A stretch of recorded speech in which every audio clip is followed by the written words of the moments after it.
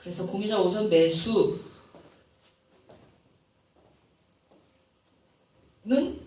그날 입찰 돼봐야 하는 거예요. 공유자가 그날 공유자 우선 매수권을 할 수도 있고 안 할 수도 있는 거예요. 그거는 그날 입찰장에 그날 공유자가 오는가에 따라. 물론 뭐 그 시세가 많이 오른 지역 같은 경우는 공유자가 오는 확률이 높습니다. 그 다음에 그 제일 초보자들이 착각을 많이 하시는 부분이 뭐냐면은, 자, 2015 타경에 1, 2, 3, 4라는 물건에 아까도 말씀드렸다시피 말소 기준 권리, 대부분 뭐 근저당이 제일 많아요. 근저당이 뭐 옹진 수협에 5천만원. 그 사람이 또 좀 더 있다가 그 은행에 가서 추가로 또 3천만원. 그리고 개인적으로 또 뭐 김모모 씨한테 추가로 1억. 이렇게 해서 총 저당 금액이 1억 8천. 1억 8천이에요. 총 저당 금액이 1억 8천인데 나는 낙찰을 1억에 받았어요. 그러면은 8천만 원만큼 차익이 생기죠. 낙찰을 1억에 받았는데 그 등기부에 보면 등기부의 저당 금액을 다 합한 금액은 1억 8천인데 내가 1억에 낙찰 받았는데 이 8천만 원은 어떻게 하냐? 낙찰자가 물어줘야 되는 거 아니냐? 근데 그건 낙찰자가 물어줄 필요가 없는 거예요. 경매의 좋은 점은 뭐냐면 내가 1억에 낙찰을 받았을 때 그 낙찰 금액으로 이 사람들이 그 배당을 받아갈 때 배당에서 자기가 저당 설정한 금액보다 못 받는다 할지라도 직권으로 말소된다. 직권 말소. 그게 경매의 메리트예요. 이거를 만약에 일반 매매로 사신다면 1억이면은 한 8천 정도는 갚으시지 않으면 등기사항에 이렇게 지워지질 않아요. 나한테도 인수되는 권리지만 경매는 그 물건의 저당이 10억이든 20억이든 내가 낙찰받은 금액 이후에 그 채무는 전 소유자한테 가는 거지 그 사람 낙찰자에게 오지 않아요. 인수되지 않습니다.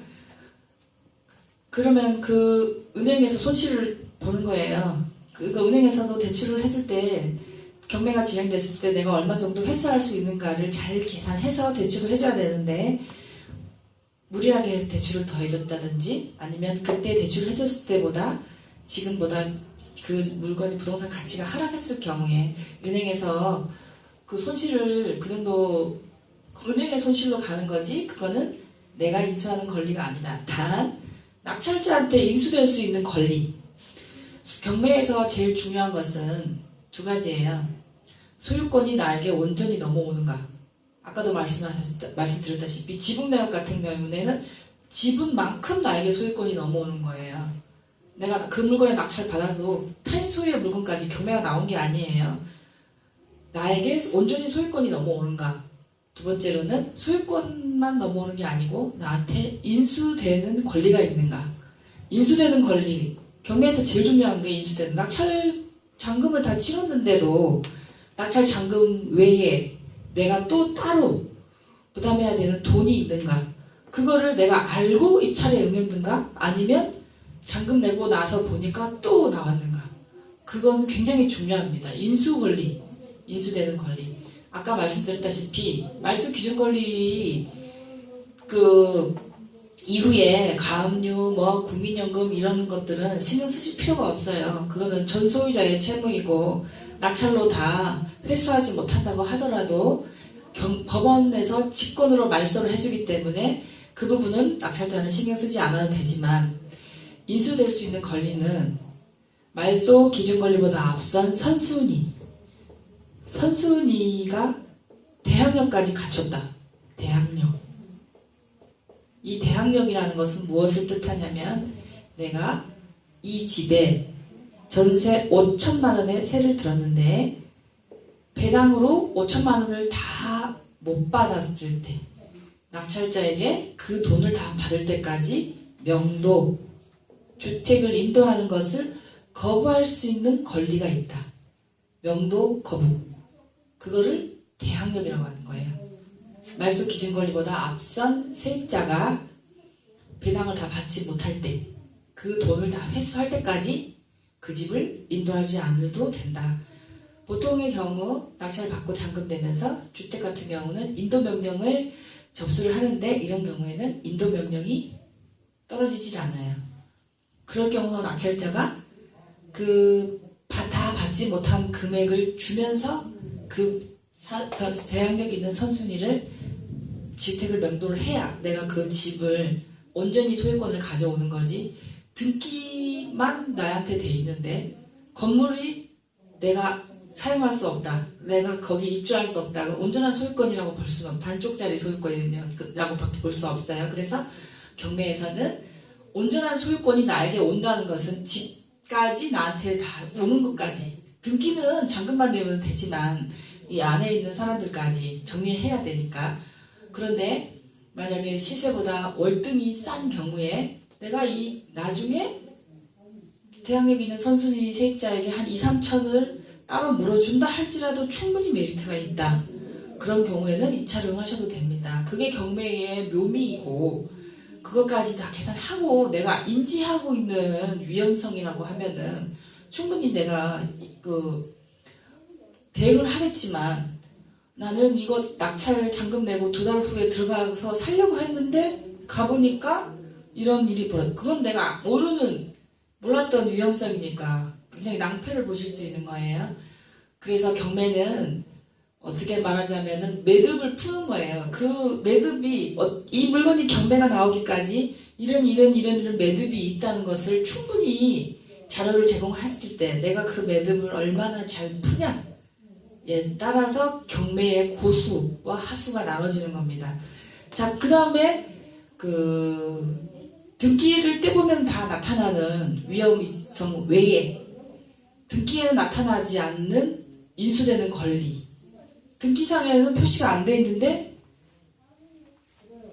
내가 인수될 수도 있고, 하여튼 드러나는 위험성 있는 것들을 보자면은 법정 지상권, 분묘 기지권,